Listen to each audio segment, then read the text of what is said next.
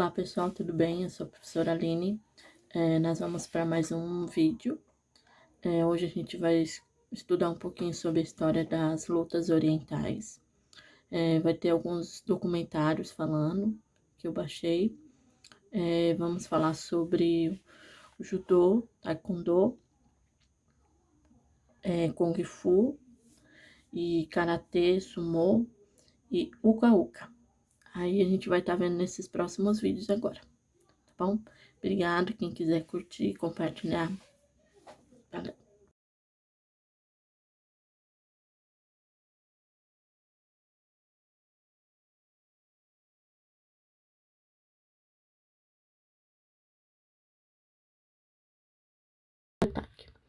E a sua roupa típica é o kimono.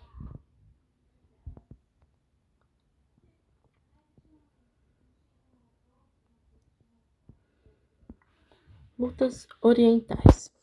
A gente vai ver um pouquinho aqui sobre a roupa do adversário e do...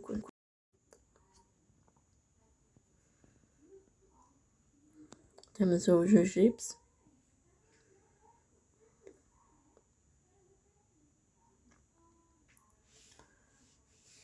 que se usa também, né? Temos o do judô, que a gente usa o kimono, o karatê também, a gente pode ver aqui no vídeo, e o taekwondo.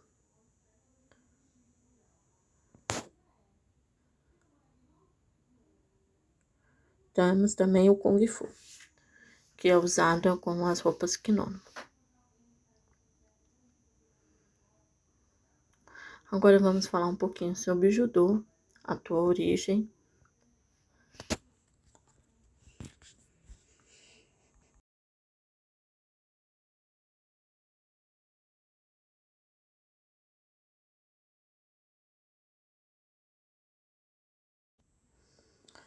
Estilo Taekwondo Shi Ryu. É um jiu-jitsu, né? Jiu-jitsu.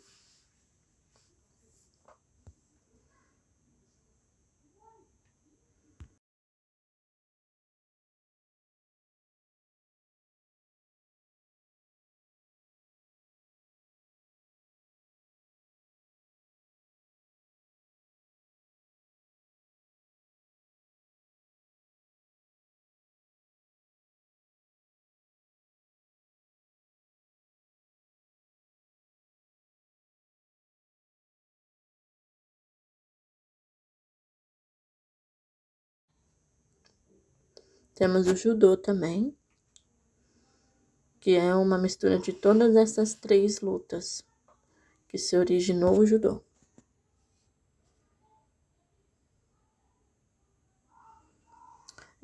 O judô é uma arte que serve tanto para atacar quanto para defender, usando nada mais do que o seu próprio corpo.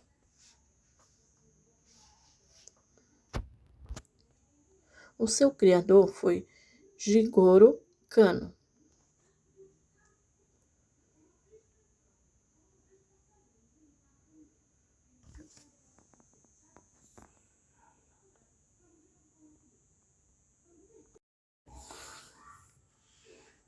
Nascido dia 10 de dezembro de 1860, no Japão, em Ogono.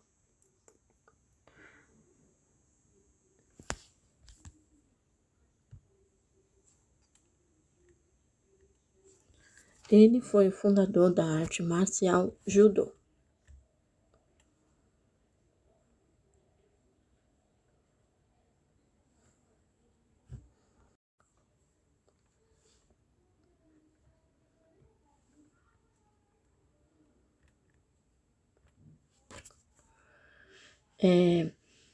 Os pais de Jigoro queriam um futuro diferente para o filho, como diplomata ou político, mas não era esse o objetivo de Kano.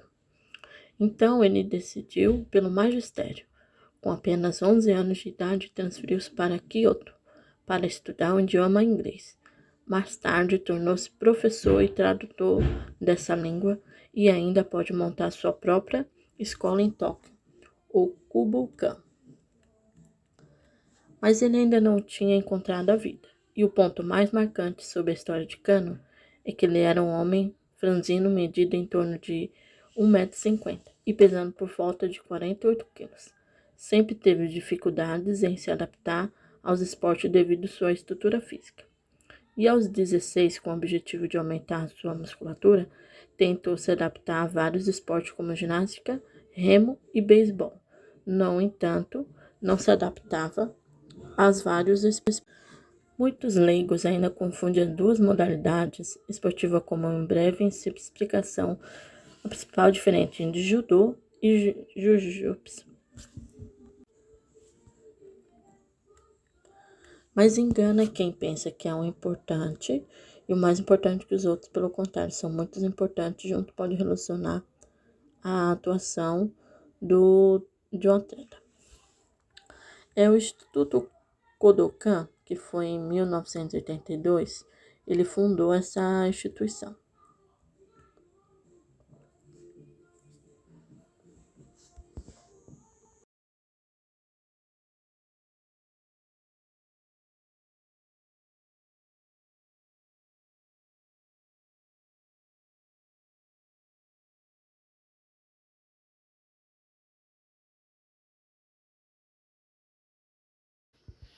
Lá ele desenvolveu uma linha de filosófica baseada no conceito Ippon Shoyubun, luta pelo ponto perfeito em um código moral.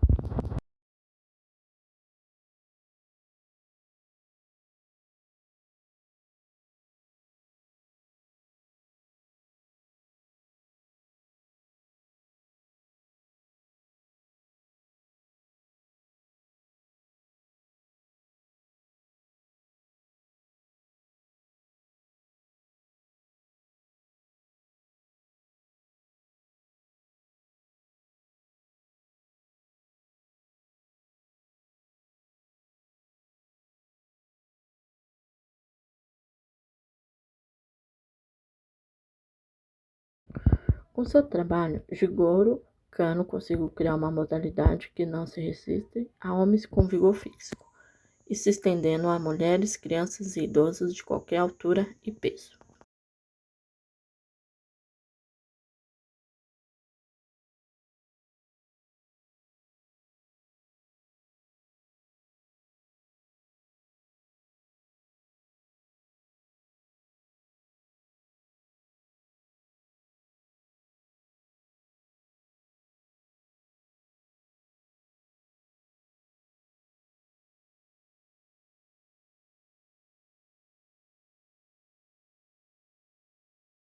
Algumas nomenclaturas: Dojo, Judoshi, Ashime, Mate, Soremade.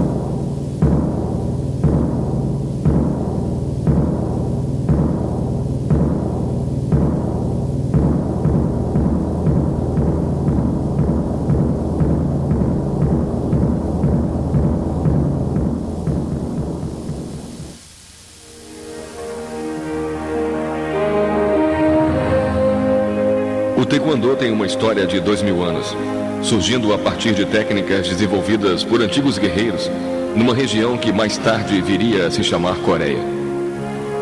Muitos são os indícios da história dessa arte marcial. através de desenhos em cavernas e templos, além de estátuas representando movimentos característicos. Na Coreia existe um local onde ainda se preservam os costumes dos ancestrais. Tal qual uma reserva cultural, lá podemos ver não só os movimentos originais do Taekwondo, assim como o modo de vida da civilização remota do povo coreano. Após um período de opressão decorrente da invasão japonesa, de 1909 a 1945, o povo coreano e seus dirigentes investiram no resgate da prática do Taekwondo para ratificar sua identidade cultural. A partir de 1965, após a criação da Associação Coreana de Taekwondo, vários mestres foram enviados a diversos países com o objetivo de divulgar, difundir e fomentar a prática dessa arte marcial coreana. Em 1973, aconteceu o primeiro campeonato mundial e, a partir daí, o caminho olímpico começou a ser trilhado. Participou como esporte de apresentação em Seul 88 e como esporte de exibição em Barcelona 92. Em 1995, foi homologado pelo Comitê Olímpico Internacional como modalidade olímpica oficial, estreando em Sydney 2000. Tai, significando tudo aquilo capaz de se fazer com os membros inferiores. Kwon, demonstrando todos os movimentos executados por membros superiores, ataque e defesa, exigindo um alto grau de precisão, aliado à força, potência e velocidade.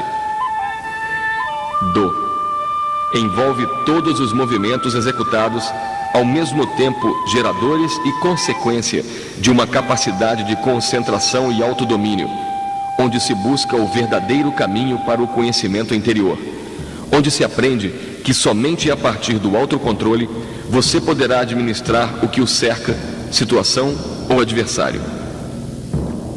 Taekwondo. Poderíamos então dizer que seria a busca e o eterno aprendizado do caminho interior, através da precisão de movimentos com pés e mãos.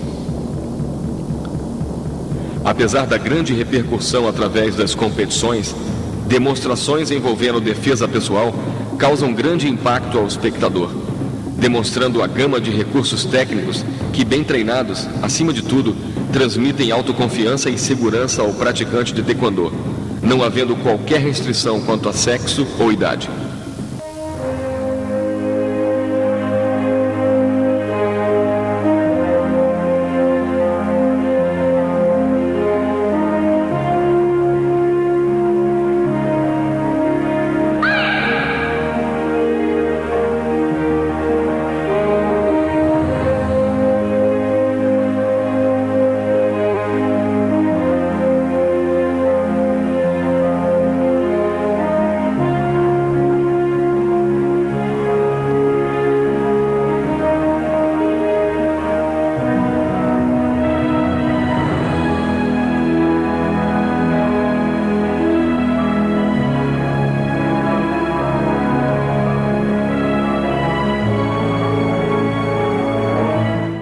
A cultura chinesa é certamente uma das mais intrigantes e diversificadas do mundo. Existem inúmeras histórias sobre grandes batalhas, imperadores cruéis ou benevolentes e heróis incrivelmente habilidosos. Em grande parte dessas histórias, as artes marciais exercem um papel fundamental na sociedade chinesa, sendo praticadas por pessoas de diferentes classes sociais. As artes marciais chinesas ficaram popularmente conhecidas no Ocidente pelo nome de Kung Fu, e suas origens estão fortemente ligadas com o lendário Templo Shaolin e seus monges guerreiros.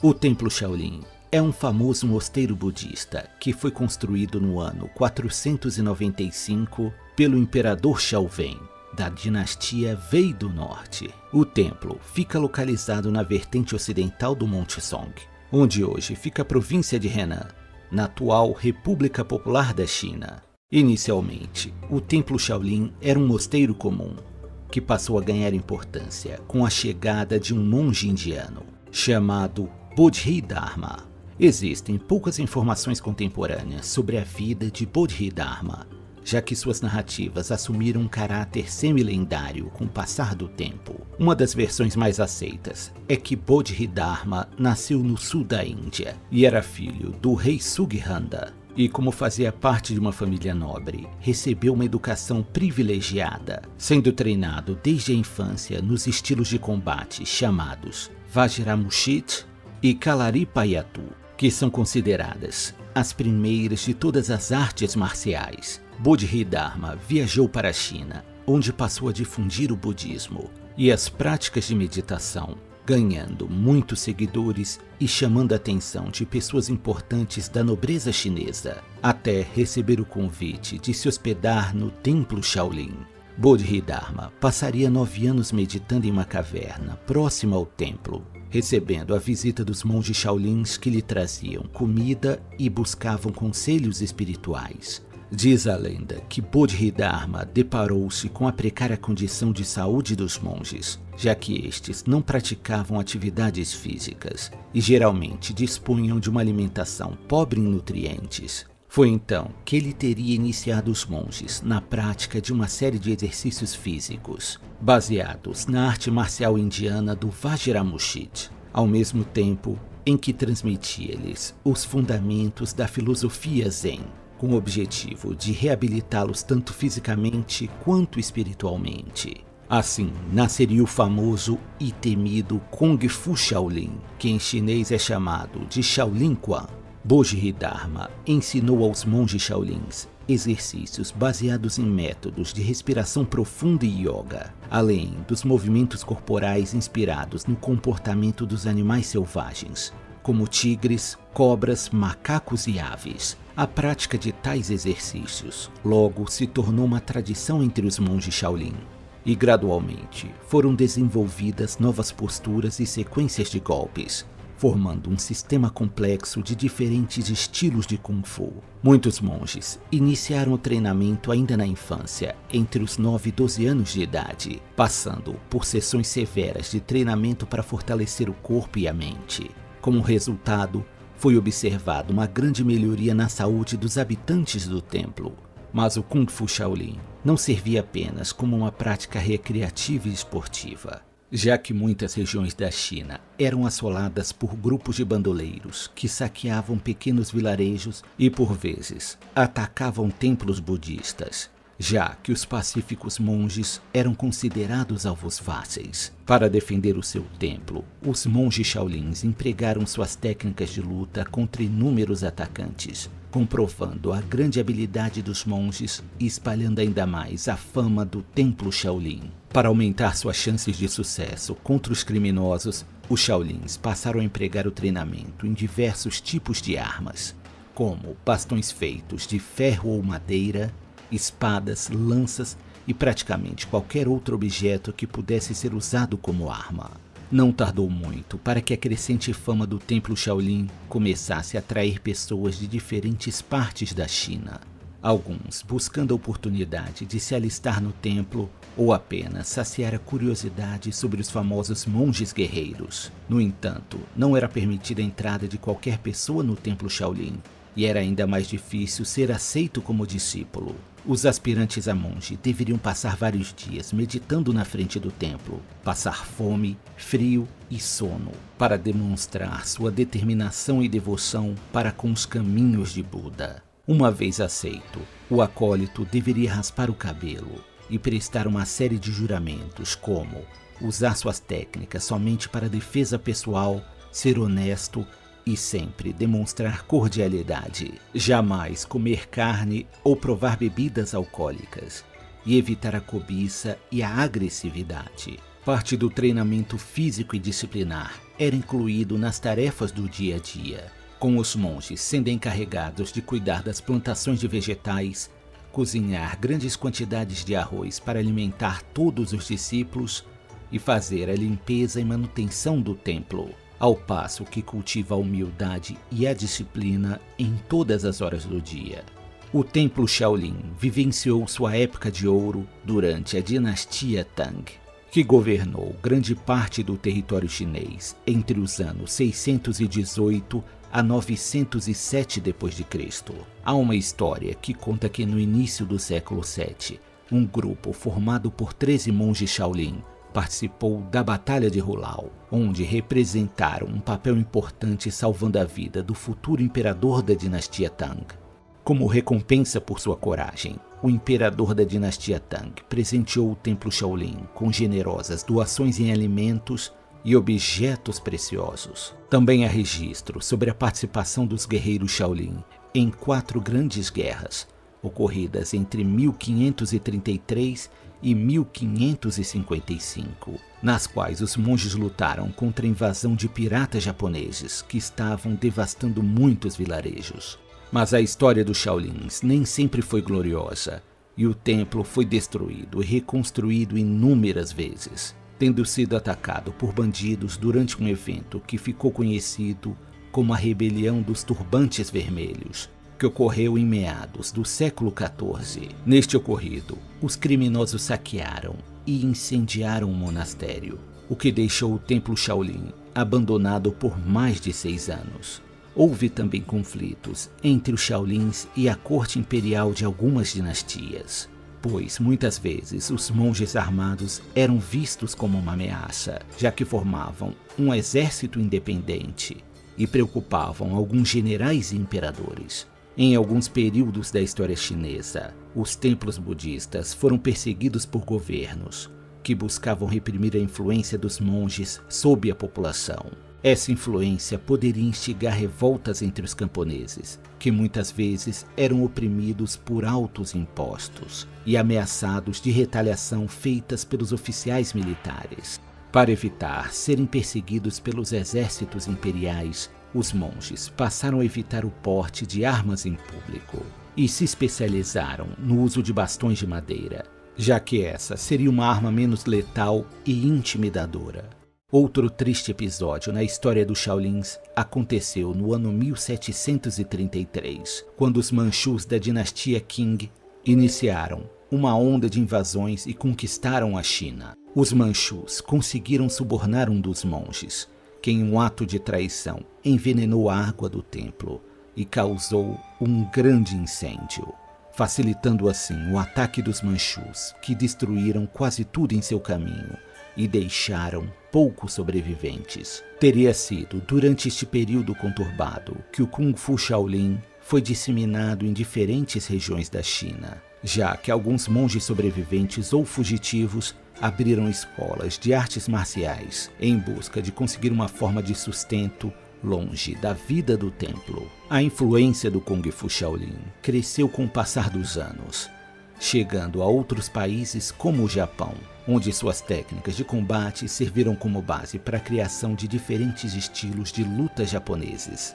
como o estilo de karatê Shorin-ryu, praticado nas ilhas de Okinawa, e o Shorijin Kenpo. O termo Shorin, utilizado na língua japonesa, significa literalmente Shaolin. Até mesmo os governantes de potências estrangeiras reconheciam a importância dos Shaolins, como no caso do famoso imperador mongol Kublai Khan, fundador da dinastia Yuan, que durante seu reinado na China ordenou que todos os templos budistas fossem liderados pelo templo Shaolin.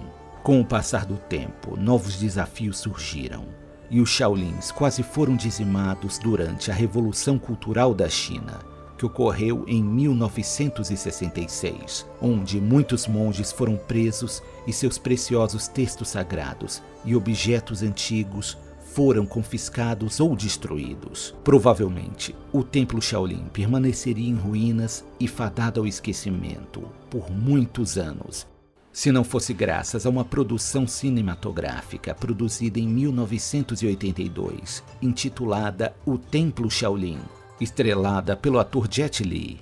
Graças ao filme, o templo voltou a receber a atenção da cultura popular e o templo passou a receber novos visitantes. Resilientes e corajosos como sempre, os Shaolins reconstruíram novamente seu templo e no ano de 2010, o Templo Shaolin foi declarado Patrimônio Mundial pela Unesco, como parte dos monumentos históricos de Dengfeng. Mesmo com sua importância histórica, o templo ainda depende de doações para continuar existindo e recebe a ajuda de diversas instituições ao redor do mundo ligadas às artes marciais. Apesar de ser um local dedicado à meditação e ao aprimoramento pessoal, o Templo Shaolin acabou sendo palco de muitas tragédias e derramamento de sangue, algo que certamente vai contra os preceitos.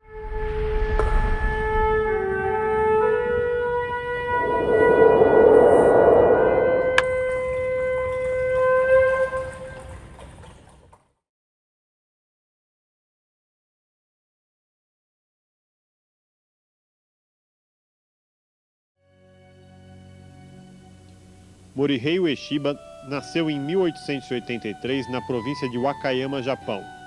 Aos 18 anos de idade, iniciou seus treinos em artes marciais, recebendo o título de mestre da escola Yagyu aos 25 anos.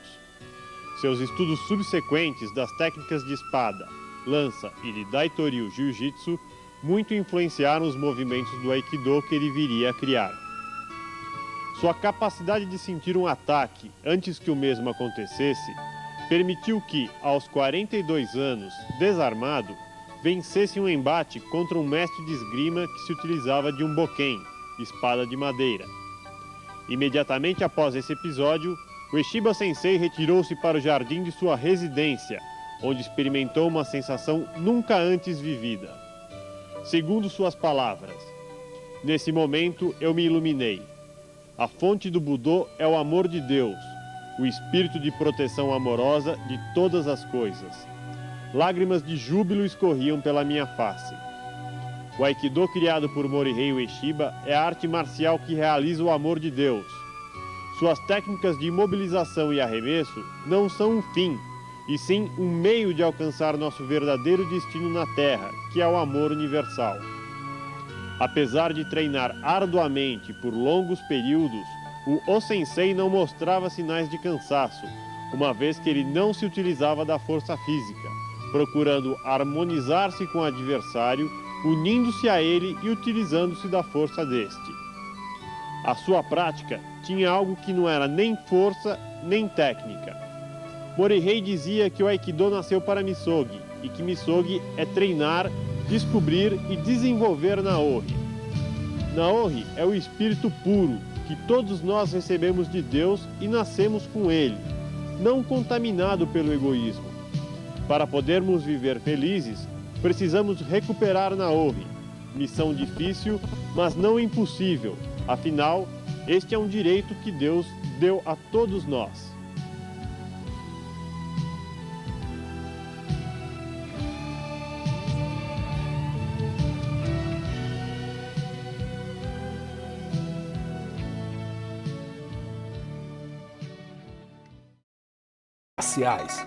O Jiu-Jitsu surgiu no continente asiático há cerca de 3.600 anos.